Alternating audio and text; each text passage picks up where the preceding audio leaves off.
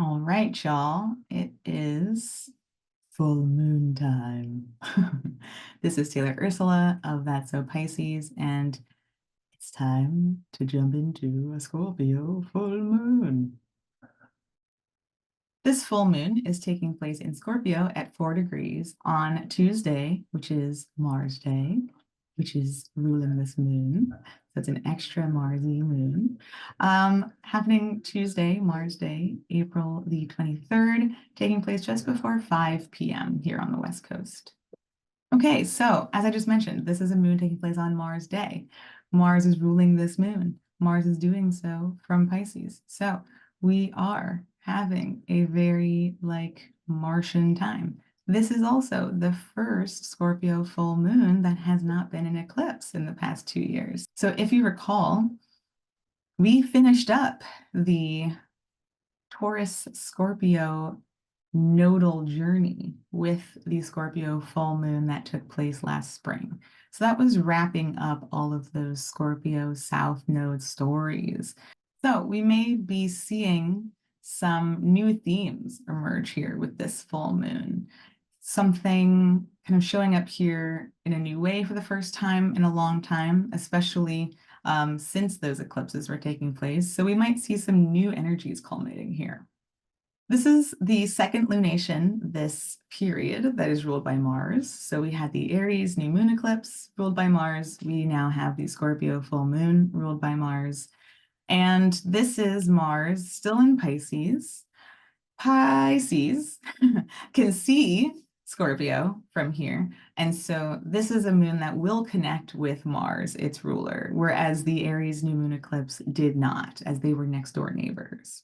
This is Mars in Pisces being ruled by Jupiter, and Jupiter has made its long anticipated conjunction to Uranus in the week between these lunations. And so we may see some more of those themes, whatever was brought up for us at that conjunction, we may start to or continue to see unfolding at this time or really culminating with this full moon, right? Especially since the moon will make a trine to Mars.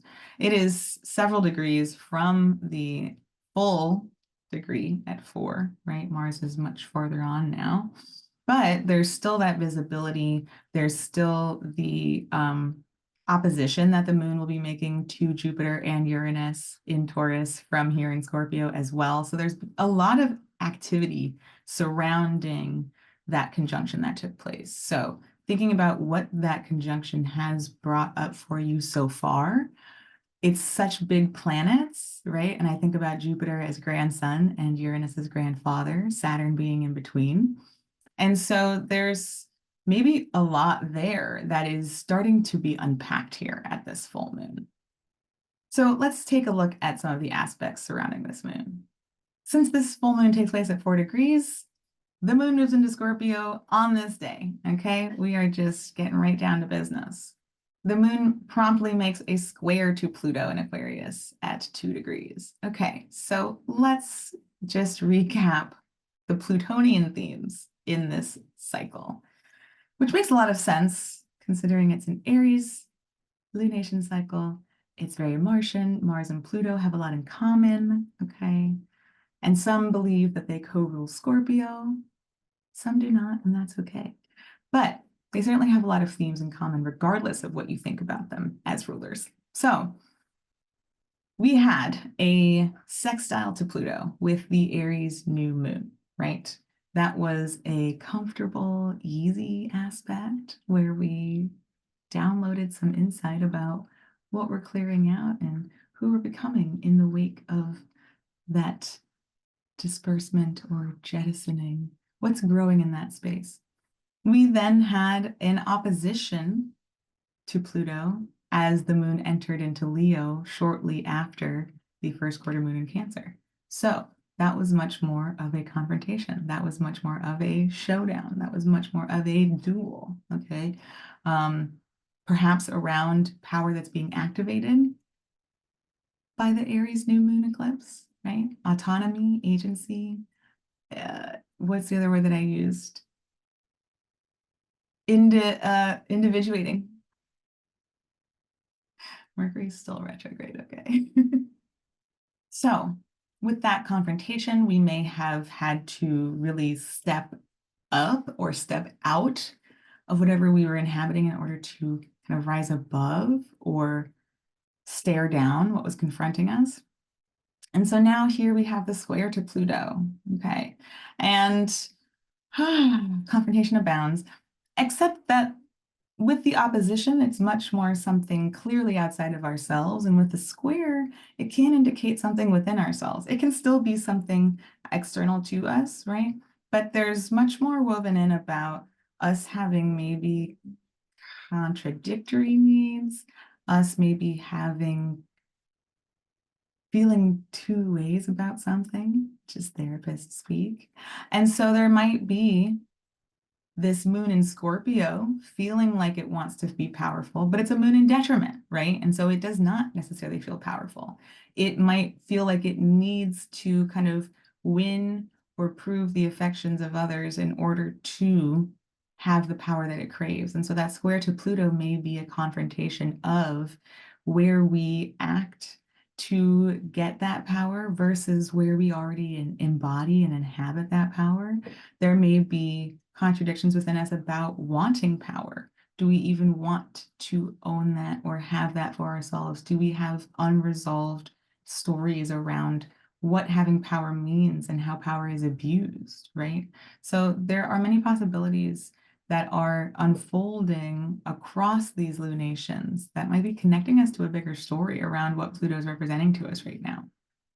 We then have the moon make its opposition to the sun at 4 degrees. So we see this culmination point, and we see perhaps some of the Aries new moon eclipse starting to make sense to us at this time. And maybe not, right? Because it's an eclipse, because it takes several months to really truly get a sense of what's going on there. But we might start to see some of those Martian themes and start to make connections between those two otherwise difficult to, like, they don't see each other, right? The Mars ruled parts of our charts. Aries doesn't see Scorpio, but we might start to see some overlap between those spaces.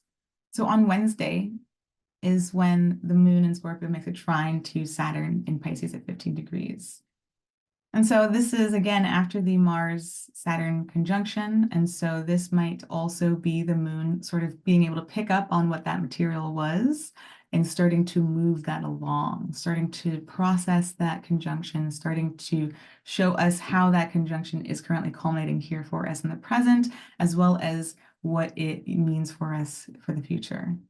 On Thursday, 25th is when we have Mercury stationed direct in Aries at 15 degrees. And this is also the day that the moon makes a trine to Mars, its ruler in Pisces. So this is where we might, again, we kind of talked about, there's also the opposition from the moon to Jupiter and Uranus. So we might start to see what, the other side of what Mars has brought to the Mars-Saturn conjunction, right? If the moon met with Saturn the day before, the moon then meets with Mars, and there may be a continuing conversation about how we're going to start acting upon what that conjunction brought up for us. And there's also perhaps some dissemination of, in that opposition, what Jupiter and Uranus conjunct has been and is bringing into our lives at this time. And with Mercury stationing direct, we now can finally start to clear that shadow, start to set things right, start to integrate the lessons that we've learned at this time. So it's very appropriate to have this station happening shortly after this full moon. There's kind of this big culmination happening where we're able to collect all the information.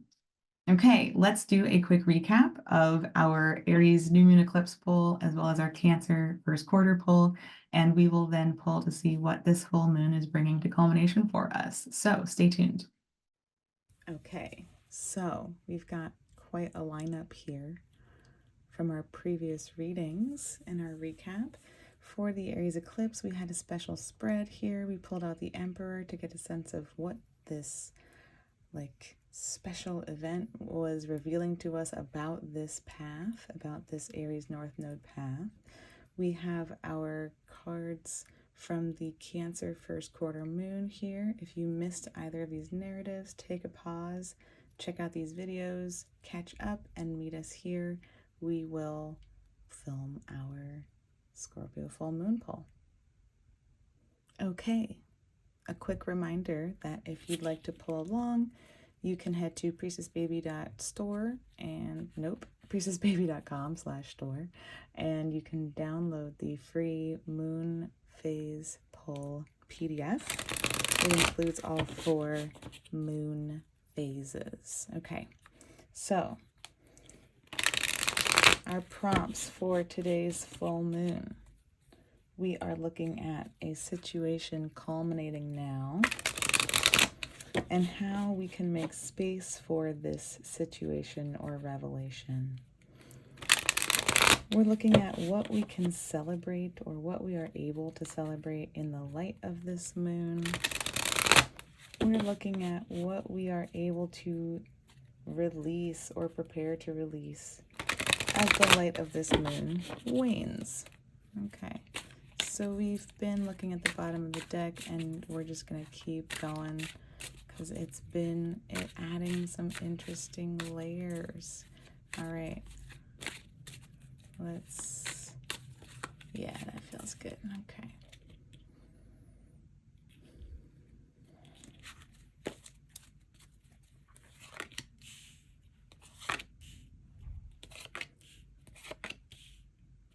What do we got? Okay. I know this showed up for one of our Taurus season prediction polls, and we were talking about stepping out of some sense of responsibility. The Knight of Pentacles is so willing to show up. The Knight of Pentacles says, I am there.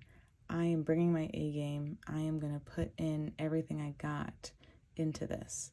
And that can be really admirable, that can be really necessary, that can be really productive, that can be really useful, right? Like sometimes that needs to be done.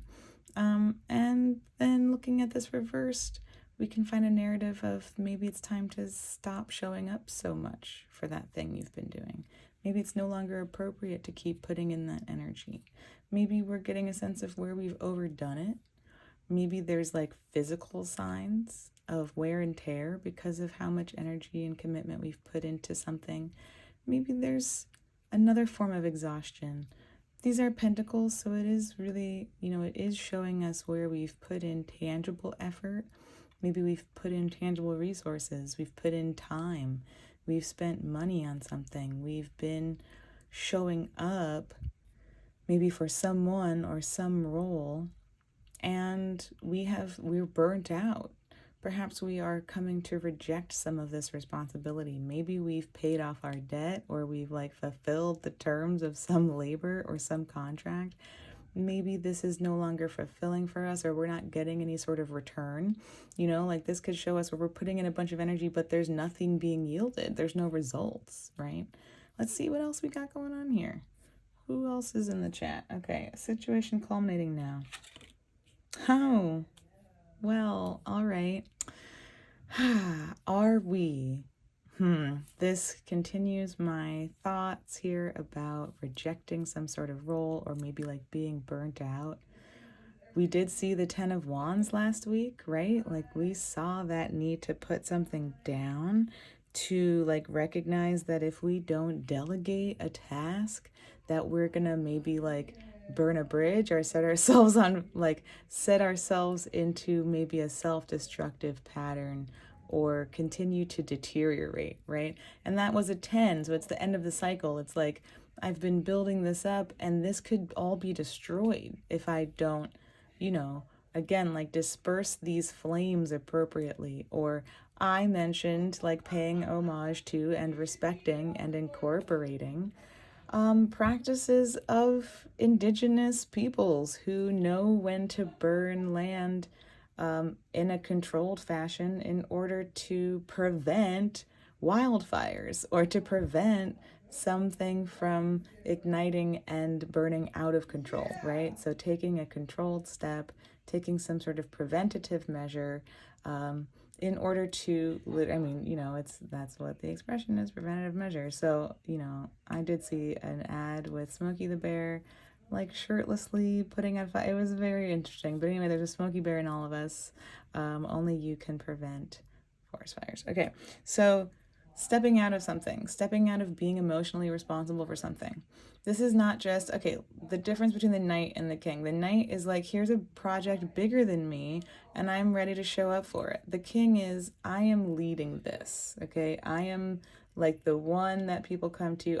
I like commissioned this plan.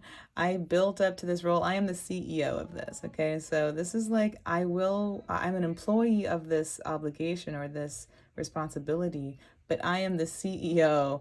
I'm the head of this emotional role, okay? So situating culminating now, maybe we've overperformed this emotionally responsible person. Maybe we've done the work of becoming this crystal for ourselves, and we have thought like, yes, I can be this for others. I can help you also pierce through the clouds of your own life, your own psyche, your own pain, and I can create this light. And perhaps that's just been overdone. It's been overwrought. Is that like a Scorpio moon vibe? Are you sort of like nourishing others so that you can feel nourished? Where is Scorpio in your chart? What's there? Are you of the Pluto and Scorpio generation? Do you have personal planets there? In the wake of these eclipses now being done, are you recognizing where you've like held some fear and maybe been overcompensating and over nurturing or over providing or over I mean, like, that sounds so exhausting. And so whether we are stepping out of this role, whether we are recognizing the toll it has taken on us, whether we are like turning these efforts inward, right? Saying, I can't actually be all of this for you anymore, whoever you is. Maybe it's groups of people, maybe it's one person. Maybe it's work related, maybe it's community related, maybe it's a partner, okay? There are many places in which we could be overextending ourselves emotionally, but there's something here that's pointing us toward some problem stemming from that. Maybe we are in contrast, maybe we've rejected this role, maybe we are failing to show up as, maybe this is us recognizing emotional immaturity. Maybe the moment is asking for something that we are not able to step up for, okay? I know I've spent several minutes talking about just this one intro card, but that's how big this feels. Again, we're talking about a space that has not, that's having a lunation for the first time since the eclipses finished last spring, okay? So we're definitely having some big revelations here, okay?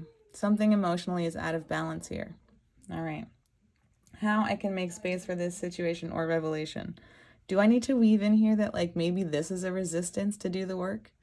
I think we could see both, like let's assume both ends of a spectrum are possible in any one situation. For every partner who's overextending themselves emotionally, there is a partner who is failing to show up for the job.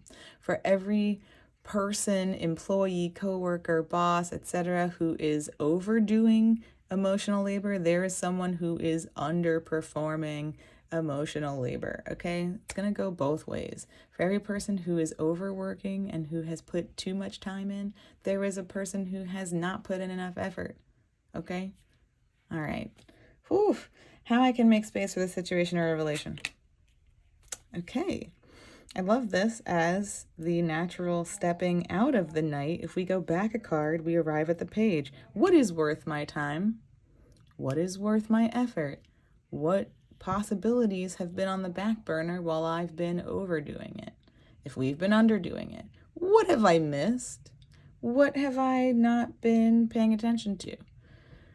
Is this an opportunity for me to grow in some capacity? Okay, so for anyone on either end or somewhere in the middle of that spectrum, taking a step back from what is no longer working for us, what is overworking us, what we have not been showing up for, getting a sense of missed opportunities, right? Either way, if we've been overworking, if we've been underworking, there are missed opportunities there. What I am able to celebrate in the light of this moon. Stepping out of our unconscious processes, having reunited with shadow elements within us that have previously maybe cast fear or doubt in our imagination. We've been afraid to go into this space. When it's upright, we are fearful. We are being called in. We are not sure what's gonna await us as we venture in there. We reluctantly surrender. Okay, we meet parts of ourselves that have been shrouded in mystery or hidden from us, whether we've been avoiding that intentionally, or whether we didn't know that that was there. We've made friends, we go in there to make friends with demons. As Yumi Sakigawa says, we invite our demons to tea. They just want to be heard. They just want to be experienced and incorporated and integrated and recognized. And so, reversed, we can celebrate that we've done that work. We are ready to step out of that. I'm not even going to go into the like, are you resisting this? Because this is something we can celebrate, okay? So I'm going to say that we've done some introspection. We just had eclipse season. We've had a retrograde. Like, we've had some big conjunctions. It makes sense. We are doing some shadow work. We are stepping out of some shadow work. You know, probably there are some people in this situation or in these situations, however they apply to you, who is resisting this work. Maybe there is someone who's like resisting going within. All right, but I don't think they're watching this. I feel like if you are watching this, you are engaged in this work. I'm going to say that. There are people not watching this. There are people who are not doing this work. There are people who are consciously or unconsciously avoiding going in here. Okay, so let's celebrate that we have gone in. We have met those creatures. We have integrated them. We are full. We are fully whole. What I am able to release or prepare to release as the light wanes. Oh my God. All right. So like, there are so many court cards in here that there's very possibly other people in the room with us, right? In this chat. Okay. These could also very well be roles within us. Okay. I love that this, you know, I was like, let's look at the difference between the Knight and the King. Okay. But look, the King of Pentacles has also arrived. So, okay. If we think about this as parts of us, we've been overcommitted to something. It has caused us wear and tear. We are tired. We have been taking on too much emotional responsibility. It's been causing us to like neglect opportunities that are trying to emerge within us. But we've been doing this shadow work, okay? So ultimately what we can prepare to release is like overall this practical responsibility we've been taking for others, okay? That's a very king vibe. The for others is a very king vibe. Queens is like, I did this for me. Kings is like, I did this for others. Okay. People outside of us. Let's play with some options because we're going to do a little mix and match here. I've been overworking. Someone else hasn't been doing the emotional labor. Therefore, I can prepare to release doing this practical labor. I haven't been showing up for stuff. Someone else has been overdoing the practical labor. This means that I can prepare to release whatever ideas I had about myself, maybe fulfilling this role as the King of Pentacles. All right, so create some create your own mix and match here, okay? Let's definitely assume that there are like other people involved in these situations, right? Even if these are all you, this is still you showing up for other people. So what are you backing away from, okay? In contrast, let's maybe assume maybe you haven't been doing any of the work. Even let's throw in the worst case scenario here. You haven't been doing any of the work, shadow work, emotional labor, practical work, and like committing to the cause. Okay. So then we're still preparing to release, like, who have I thought of myself here? Am I taking care of things the way that I need to? Okay, let me prepare to release who I thought I was playing this role. Let me release whatever ideas I had about what this role looks like, because apparently it's not playing out the way that it needs to. It's not working out. We can definitely walk away knowing that something is not working out here. Some dynamic between us and other people is not working out. We are doing too much in some spaces. We are not doing enough in other spaces. We are doing too much across the board. We are not doing enough across the board. Someone else is not doing enough. Okay, like we could get dizzy just trying to figure out. But again, let's go back to like, if you are watching this, I'm going to guess that you are doing some of this work and maybe too much of this work, but definitely this work. let's go back to that reading from last week and think about it again. We need to put something down, okay? And that was a 10 of Wands. So that was our hearts, that was our passion. These are like the other parts of the equation, right? This is the emotional component. This is the tangible, physical, time, resources, money stuff, all right? Okay. Thank you so much for tuning in. I would love to hear about how this lands for y'all in the comments. What are you putting down? Who's not doing enough? Who's doing too much? What does that look like? What shadows have you befriended? If you enjoyed this, please like this video. Please share it with someone who is doing the work and is contemplating what that work looks like and where there can be less of it. And subscribe. Next week, we'll talk about what that release process looks like. We'll talk about all of those themes and what we're wrapping up here in this lunation cycle. So I'll see you then.